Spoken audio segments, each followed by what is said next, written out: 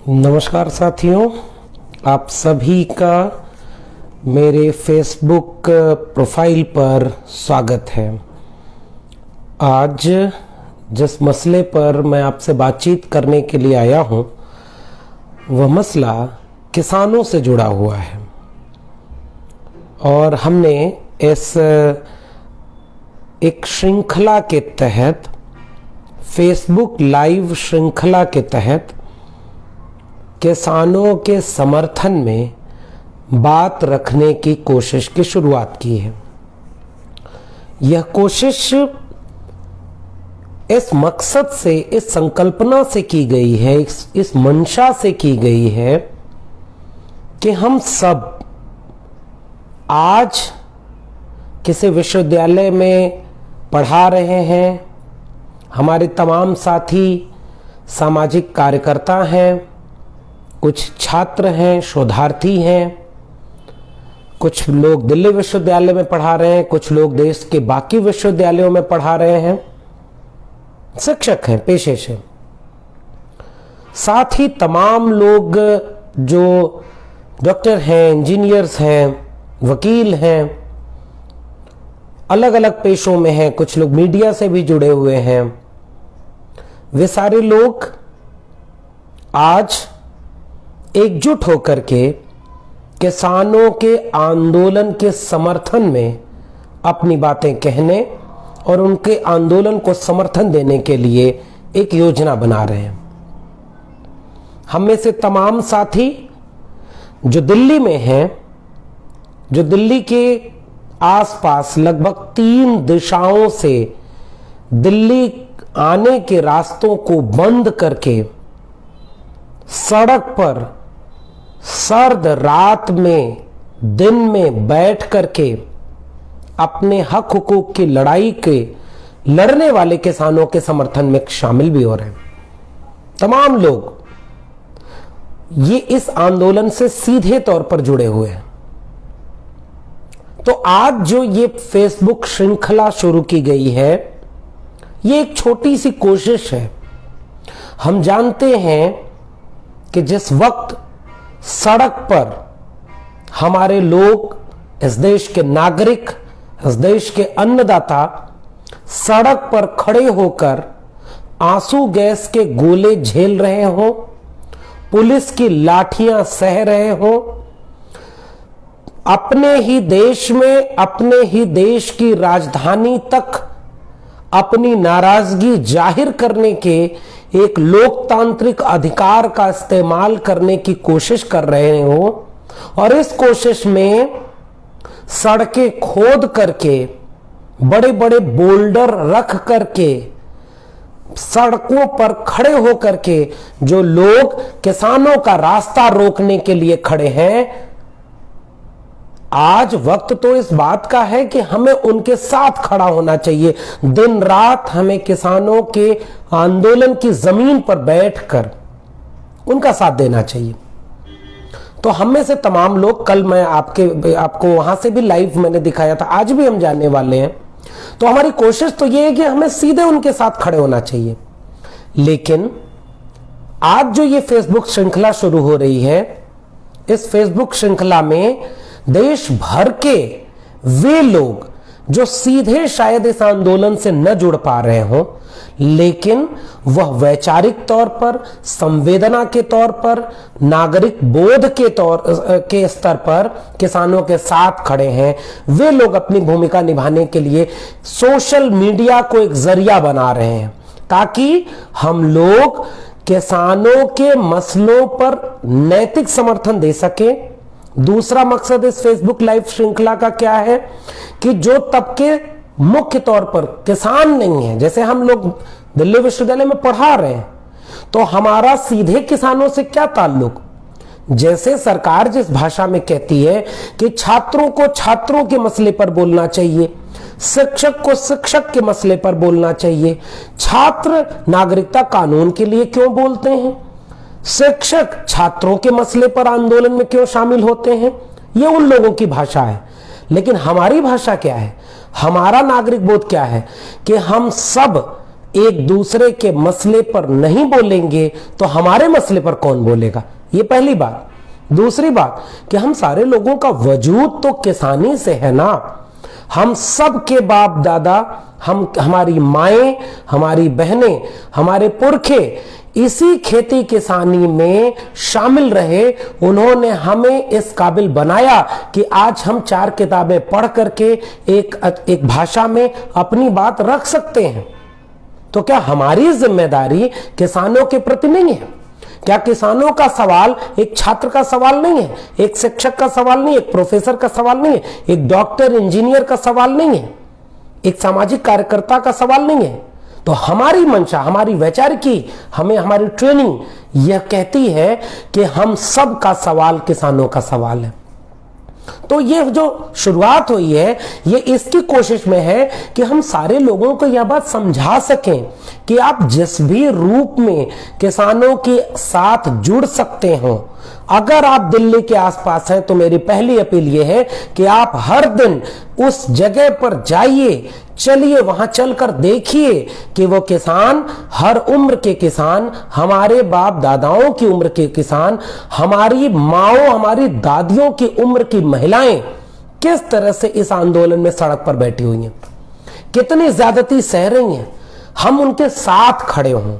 और जो लोग सीधे आंदोलन में नहीं खड़े हो सकते, सीधे उनको कोई मदद नहीं कर पा रहे, वो कहीं दूर बैठे हैं, वे लोग एक कोशिश करें कि हम आसान भाषा में लोगों को समझाने की कोशिश करें कि यह किसान आंदोलन क्यों कर रहे हैं।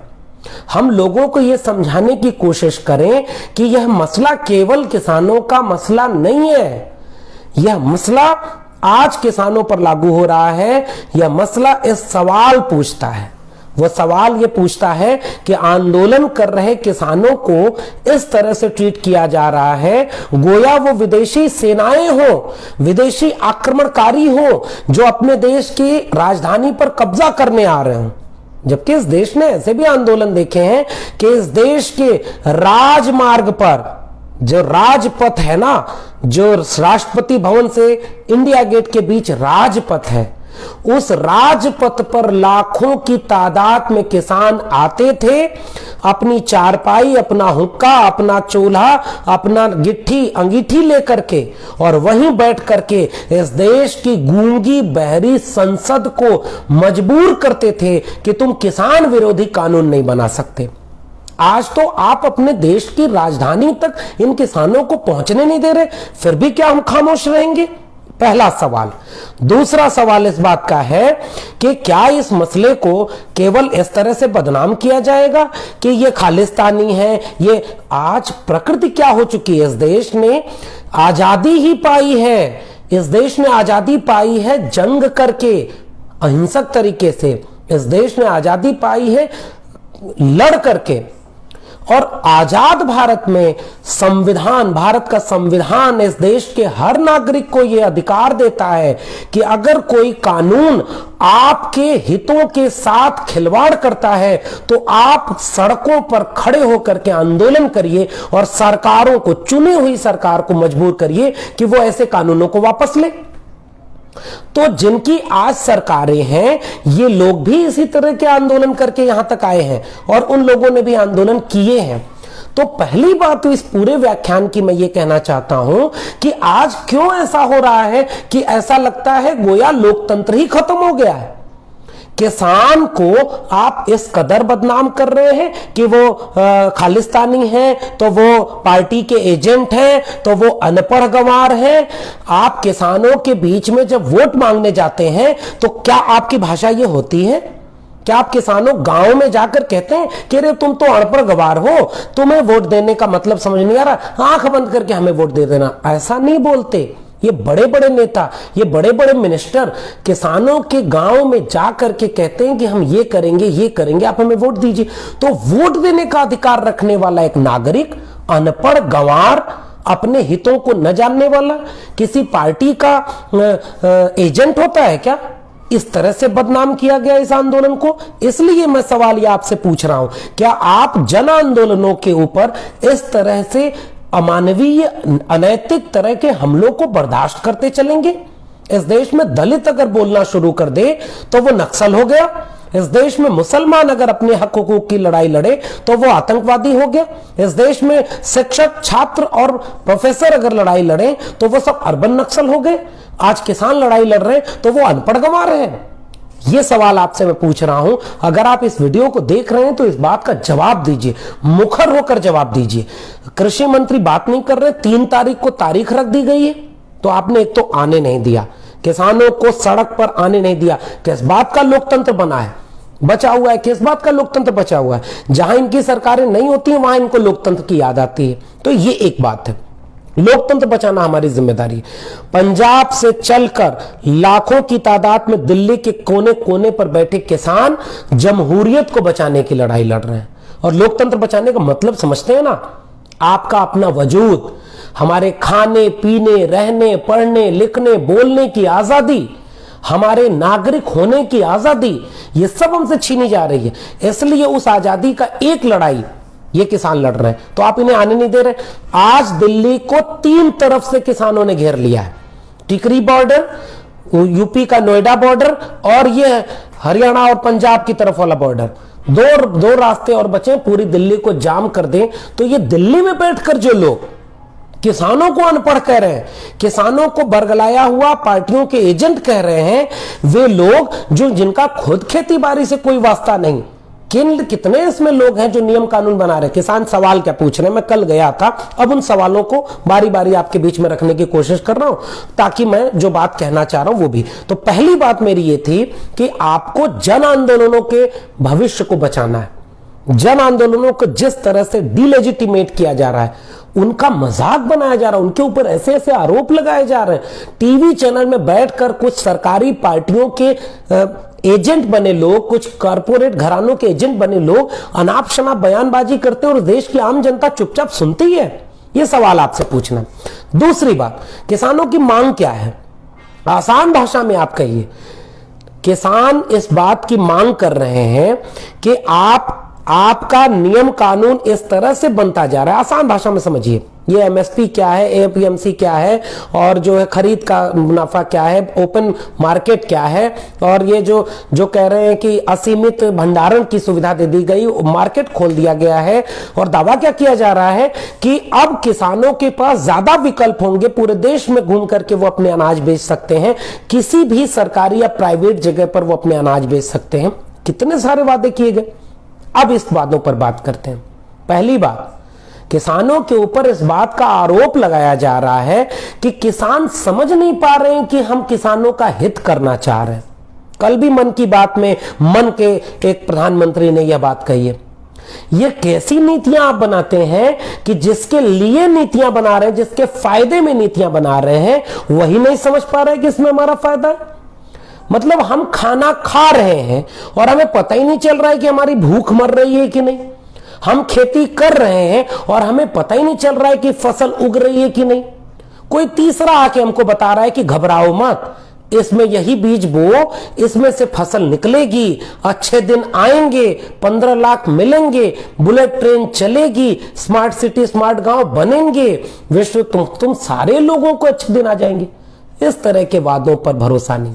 तो यह पहली बात कि आप जिनके हित का दावा कर रहे हैं वे ही अगर उसका विरोध कर रहे हैं तो एक बार ठहर कर सोचिए, विचार कीजिए कि कहीं आप गलत तो नहीं कर रहे।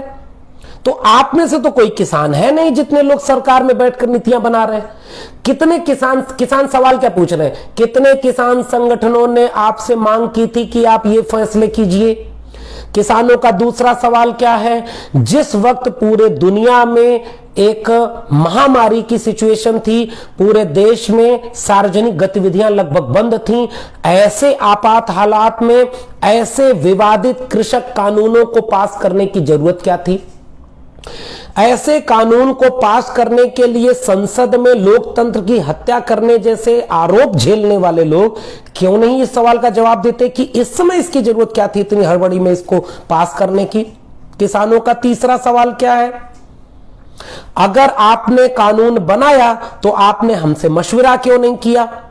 आपने अपने घोषणा पत्र में कहा था कि किसानों की आय दुगनी करेंगे, किसानों के तमाम ऐसे काम करेंगे जिससे उनके खरीद फरोख्त में फायदा होगा, इजाफा होगा। न्यूनतम समर्थन मूल्य लगाएंगे। और आपने उन्हें दिया क्या कि आप कह रहे हैं कि किसी भी राज्य में किसान जाकर बेच सकता है। किसान सवाल पूछ रहे हैं कि हम तो पहले भी जाकर बेचते थे, जो सक्षम किसान है वो जाकर बेचते थे, जो छोटी जोत के किसान है वो नहीं बेच पाते थे। तो ये तो झूठ है कि किसी राज्य में देते हैं जाकर बेच सकते हैं। तो ऐसे खुलेआम झूठ किसानों के लिए, किसानों के सवाल का जवाब मिला? नहीं मिला। किसानों का अगला सवाल क्या है? आप अगर कह रहे हैं कि इन तीनों कानूनों का एमएसपी से कोई सीधा संपर्क नहीं है। एमएसपी का मतलब समझते हैं? न्यूनतम समर्थन मूल्य। न्यूनतम समर्थन मूल्य का मतलब क्या होता है? मान लीजिए हमारे खेत में गन्ना पैदा हुआ, तो सरकार उस गन्ने का एक निर्धारित मूल्य तय करती है कि इस फसल को इससे कम कीमत पर नहीं खरीदा जा सकता, न्यूनतम समर्थन मूल्य। तो आप क्या कह रहे हैं कि इन तीनों कानूनों में एमएसपी का जिक्र ही नहीं है। तो किसान आपसे सवाल पूछ रहे हैं, तो आप जब गुजरात के मुख्यमंत्री एक हुआ करते थे, गुजरात के मुख्यमंत्री नरेंद्र मोदी, तो गुजरात के मुख्यमंत्री मांग करते थे कि एमएसपी को कानूनन वैध बनाया जाए, कानूनन निर्धारित किया जाए, उसका कानून बनाया जाए कि हर फसल का एमएसपी तय होगा और उसका कानून तोड़ने वाले को सजा मिलेगी। इतने क्रांतिकारी सुधार करके किसानों को अच्छे दिन, अच्छी जन्नत, स्वर्ग में ले जाने का दावा करने वाले लोग एक लाइन क्यों नहीं लिख पा रहे हैं कि एमएसपी कभी खत्म नहीं होगा? ये किसानों की मांग है, इसका अभी तक जवाब नहीं मिला। अगला सवाल किसानों का क्या है कि आपने जो ओपन मार्केट कर दी, तो हम सरकारी मंडी में भी बेच सकते हैं और वहीं बगल में प्राइवेट मंडी भी लगेगी। अंबानी और अडानी की बड़ी बड़ी मंडियां उसी बगल में लगेंगी। तो आप कल्पना करिए, किसान आपसे सवाल पूछ रहा है कि जब निर्धारण करने का फैसला, रेगुलेटरी अथॉरिटी यानी निगरानी करने की जो अथॉरिटी है, वो सरकार आपके हाथ से छीन रही है। वो कह रही है कि निजी जो उद्योगपति उनको छूट रहेगी। तो आप कह रहे हो कि वो आपको ज्यादा मुनाफा देंगे। एक ऐसा निजी संस्थान बता दो जिसमें कम लागत देकर ज्यादा मुनाफा दिया है। निजीकरण का मतलब क्या होता है? विश्वविद्यालयों का मतलब क्या होता है पता है आपको? विश्वविद्यालय का मतलब, कैसे सरकारी विश्वविद्यालय का मतलब क्या होता है? फीस नाममात्र की और डिग्री अच्छी क्वालिटी की, तालीम अच्छी, उच्च शिक्षा अच्छी तालीम, अच्छी क्वालिटी की, यानी निःशुल्क शिक्षा और गुणवत्तापूर्ण शिक्षा। और प्राइवेट विश्वविद्यालयों में क्या मिलता है? भारी भरकम फीस, लाखों लाख रुपए की फीस और डिग्रियां बेच रहे हैं वो लोग। तो निजी और सरकारी में अंतर समझते हैं ना? आप निजी अस्पताल में जाइए तो खांसी भी हुई है तो 500 रुपए डॉक्टर फीस लेता है। सरकारी अस्पताल में फीस नहीं लगती, सरकारी अस्पताल में दवा मुफ्त होती। तो सरकारी तंत्र का मतलब यह होता है कि सरकार अपने नागरिकों को बुनियादी सुविधाएं मुहैया कराती है। तो एक निजी मंडी लगेगी तो कौन कह रहा है कि कल को वो दाम कहेगा? और वो किसान क्या सवाल पूछ रहा है? आलू का दाम वो निजी मंडी वाला बोलेगा कि ये आलू 5 रुपए किलो लायक नहीं है, ये आलू 2 रुपए किलो लायक है। बेचना है बेचो, नहीं बेचना है मत बेचो।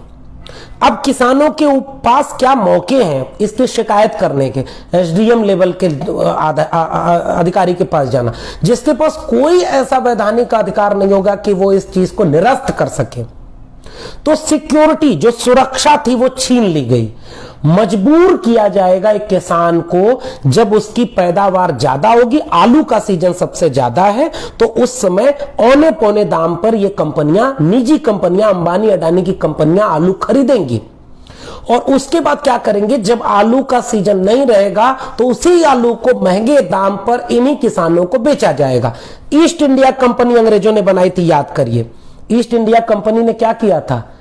अपने यहां औद्योगिक क्रांति करने के बाद भारत जैसे उपनिवेश उनको चाहिए थे जहां पर वो कच्चा माल ले सके अपनी कंपनियों के लिए और उन्हीं कंपनियों में उत्पादित माल को बाजार में बेच सके। तो उन्होंने क्या किया? ईस्ट इंडिया कंपनी ने, अंग्रेजों ने यहां के लोगों को गुलाम बनाया। उनको यह कहा कि तुम्हें नील की खेती करनी है, तुम्हें व्यावसायिक खेती करनी है और इसको तुम्हें औने पौने दाम पर हमें बेचना है। ठीक, अब उनको औने पौने दाम पर खरीदा और अपनी कंपनी में प्रोडक्ट बनाया, फिर उसे ही कई गुना दाम पर उन्हीं लोगों को बेचा। और भारत गुलाम बना था। कंपनी राज ने इस भारत को गुलाम बनाया है। किसान कह रहे हैं कि ये 3 कानून किसानी में भी कंपनी राज पैदा करेंगे। अंबानी और अडानी की कंपनियां अब खेती बाड़ी को नियंत्रित करेंगी और किसान बर्बाद हो जाएगा। क्यों नहीं इस बात का जवाब दे रहे हैं आप कि निजी मंडी सरकारी मंडी के सामने, सरकारी मंडी निजी मंडी के सामने कैसे टिक पाएगी? निजी मंडियां, अंबानी और अडानी की मंडियां पूरे देश में फैलेंगी, जो मजबूर करेंगी किसान को औने पौने दाम पर फसल बेचने के लिए, और सरकारी मंडियां खत्म हो जाएंगी। बात समझ में आई? तो सरकारी मंडियां जहां नहीं है वहां के किसान नहीं समझ पा रहे हैं। जैसे यूपी बिहार, हम लोग जिस इलाके में आते हैं वहां मंडी कल्चर नहीं, छोटी जोत के किसान है। बिहार में 2006 में बिहार के नीतीश कुमार सरकार ने सरकारी मंडियों को खत्म कर दिया। आज बिहार के किसानों की हालत जाकर देखिए। उत्तर प्रदेश में मंडी समितियां पश्चिम उत्तर प्रदेश में है जहां के किसान विरोध कर रहे हैं, तो पूर्वी उत्तर प्रदेश में तो मंडियां है ही नहीं। पहले उन किसानों को इतना बर्बाद कर दिया गया है कि आज वो किसान लड़ नहीं पा रहे, बोल नहीं पा रहे, अपनी आवाज नहीं उठा पा रहे। तो जो सक्षम है वो लड़ रहा है। पंजाब के किसानों को पता है कि मंडी होने का मतलब क्या है, न्यूनतम समर्थन मूल्य का मतलब क्या है। ये ठीक बात है कि कुल उत्पादकता के 6% से भी कम फसलें एमएसपी पर बेची जाती है, न्यूनतम समर्थन मूल्य पर बेची जाती हैं, मंडी में जाती हैं। लेकिन अगर उतना भी नहीं बचेगा तो फिर तो ये पूरा सिस्टम हमेशा के लिए खत्म हो गया। तो इसलिए छोटी जोत के किसान, एक किसान परिवार के लोग अपने बच्चों को अब किसान नहीं बनाना चाहते, क्योंकि अब उनकी किसानी को पूरी तरह से बर्बाद कर दिया गया। ये 3 कानून उन जगहों के किसानों को भी अब पूरी तरह बर्बाद कर देंगे जो थोड़े सक्षम और कथित तौर पर थोड़े समर्थ किसान माने जाते हैं। तो अगर वे बर्बाद हो गए तो ये सारी चीजें खत्म हो गई। किसान एक सवाल और पूछ रहे हैं, वो क्या सवाल है? आसान भाषा में इसको समझिए। आपने कुछ जरूरी चीजों को जो बहुत जरूरी चीजें थी उनको आपने खाद्य सुरक्षा के कानूनों के उससे निकाल दिया है। और क्या कर दिया? आप भंडारण करने का, असीमित भंडारण करने की क्षमता दे रहे हैं। असीमित भंडारण की क्षमता में आप एक रेस याद करिए, एक गांव में एक रेस आयोजित की जाए जिसमें उसेन बोल्ट को गांव के नौजवानों कुपोषण के शिकार कमजोर युवाओं के साथ कह दिया जाएगा, रेस में दौड़ो। ये न्यायप्रिय प्रतियोगिता है, ये मेरिट की प्रतियोगिता है। ये वर्णवादी ब्राह्मणवादी मेरिट यही लागू कर रहे हैं अब यहां पर कि किसान को ओपन मार्केट दी जा रही है, बेचो, जिसको दौड़ना है दौड़ो। तो उसेन बोल्ट ही जीतेगा इस रेस में, वो कुपोषण का शिकार बच्चा तो कभी नहीं जीतेगा। तो आप रेस करा रहे हो निजी उद्योगपतियों के सामने। किसकी रेस? कि जो जितना मुनाफा देगा। कैसे है? अब एक मान के बात चलिए।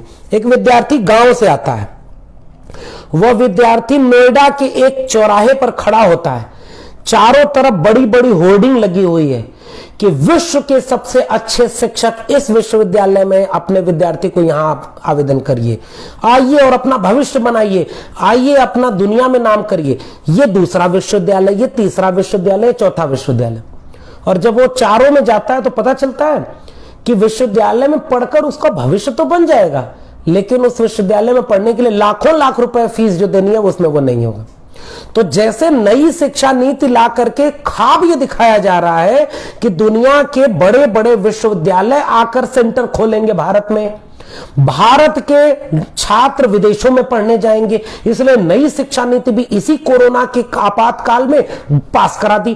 3 मजदूरों के कानून पास किए गए। मजदूरों को ट्रेड यूनियन नहीं बना सकते, 300 से कम मजदूरों पर कोई ट्रेड यूनियन पॉलिसी लागू नहीं होती। मजदूर तो ऐसे ही बर्बाद कर दिए गए। श्रमिक कानूनों को बदल दिया गया है, नई शिक्षा नीति लागू कर दी गई है। उसी तरह से ये 3 कानून ला करके ये किया गया है कि ओपन मार्केट, बाजार को इतना अच्छा बना रहे। सरकार अपनी जिम्मेदारी खत्म कर रही है, तो पूरा देश में ये क्यों नहीं कह देते कि अंबानी अडानी ही चुनाव लड़ेंगे? टाटा बिरला अंबानी 5 कैंडिडेट हैं प्रधानमंत्री पद के, उनमें से एक को वोट दे दीजिए, वो जीत जाएगा। शिक्षा बेच दिए, स्कूल से लेकर विश्वविद्यालयों तक नई शिक्षा नीति को बेच दिया गया है। अपने घर में बैठकर जरा सोचिएगा, ये जो टीवी वाले बैठकर इसको खालिस्तानी, इसको अर्बन नक्सल, इसको लव जिहाद और इसको ये सब में भटकाए हुए, कहां खोए हैं आप? आपके बच्चों का भविष्य छीन लिया गया है नई शिक्षा नीति से। आपके स्कूल और डिग्री कॉलेज अब अंबानी और अडानी के डिग्री कॉलेज बनने वाले, न वहां कोई आरक्षण रहेगा, न वहां कोई सामाजिक न्याय बचेगा और न गरीब कमजोर के बच्चे पढ़ेंगे। वैसे ही 3 श्रमिक कानून बदले गए हैं कि अब श्रमिकों को कोई कंपनी उनको न्यूनतम वेतन देती है कि नहीं, न्यूनतम सुविधाएं देती है कि नहीं, काम के घंटों की शर्तें मानती है कि नहीं, उनको उनकी डिग्निटी जीवन की मानती है कि नहीं, वो सब कंपनी का मुखिया तय करेगा। कहां गई सरकार? आप तो अच्छे दिन लाने वाले थे। उसी तरह से ये 3 कृषक कानून है, तो मंडियां, सरकारी मंडियां एकदम खत्म हो जाएंगी। जमाखोरी को छूट दी जा रही है, तो जमाखोरी की छूट क्या केवल किसानों को नुकसान करेगी? एक बार विचार करिएगा। जमाखोरी की छूट आपके अपने गांव में जो किराना स्टोर है ना, वहां भी छूट दे दी है कि खूब जमा करो, और महंगा हो जाएगा जब सामान, तब 100 रुपए किलो प्याज बेचना, 80 रुपया किलो आलू बेचना, 200 रुपया किलो अरहर की दाल बेचना, 500 रुपया किलो सरसों का तेल बेचना, और उसको पी करके, उसको खा करके इस देश के नौजवान क्या लव जिहाद से लड़ने जाएंगे? ये सारी चीजें आपको समझनी होगी। तो हमारी कोशिश क्या है? हमारी कोशिश ये है कि हम लोग आसान भाषा में इन बातों को लोगों तक समझाएं। आप भी अपने गांव में लोगों को समझाइए। जहां जिस तरह से भी इस आंदोलन का समर्थन कर सकते हैं, इस आंदोलन का समर्थन करिए। दिल्ली के लोग वहां चले, मौजूद हो, पर्चे लिखे, लोगों को समझाएं कि यह किसानों को ही खत्म करने वाला कानून नहीं है, यह पूरे देश में जमहूरियत को खत्म कर देने वाला कानून। दूसरा काम हम क्या कर सकते हैं कि हम छात्र हैं, शिक्षक हैं, नौजवान हैं, प्रोफेसर हैं, वकील हैं, डॉक्टर हैं, इंजीनियर हैं, किसानों के साथ खुलकर खड़े हों, ताकि ये जो नफरती मीडिया, दंगाई मीडिया, ये सरकार अंबानी अडानी के पैसों पर चलने वाली मीडिया जब जन आंदोलनों का मजाक बनाने लगे, सवाल सरकार से पूछा जाना चाहिए था, सवाल किसान से पूछा जा रहा है। इस देश में छात्रों पर यूएपीए लगा करके प्रोफेसर को जेल में रखा गया है, आपका आरक्षण छीन लिया गया, सारे सर्वर सरकारी संस्थानों को बेच दिया गया, चुनी हुई सरकारों को खरीद लिया गया, तब जन आंदोलन करने वाले लोगों को बदनाम करते हैं आप। इसका विरोध करिए, मुखर विरोध करिए कि जन आंदोलन करने वालों को बदनाम नहीं करना चाहिए। तीसरा काम हम क्या कर सकते हैं कि हम लोगों को एक साथ जोड़ सकते हैं और इस पूरी मुहिम को खड़ा कर सकते हैं।